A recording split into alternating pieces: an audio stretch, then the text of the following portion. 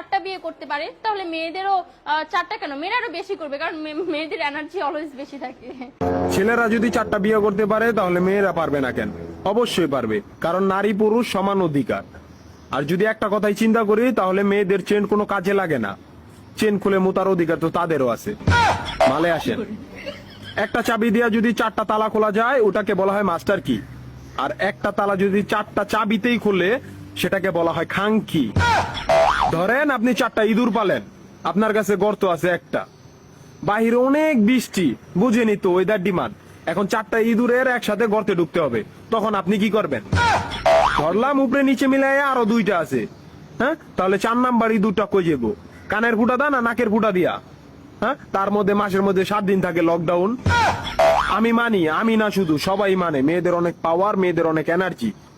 তাহলে দেশের মধ্যে ঘন ঘন লোডশেডিং হয় কেন? আমার মাথায় কোনোভাবেই ঢোকে না।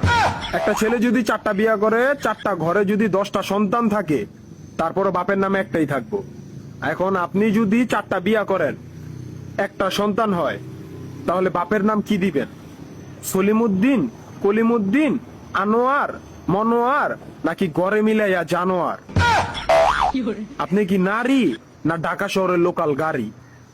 30টা সিট ফুল, 20 জন দাঁড়ানো, তারপরও বলে পিছনে সিট খালি, ওঠেন তাড়াতাড়ি, পিছনে সিট খালি, ওঠেন তাড়াতাড়ি।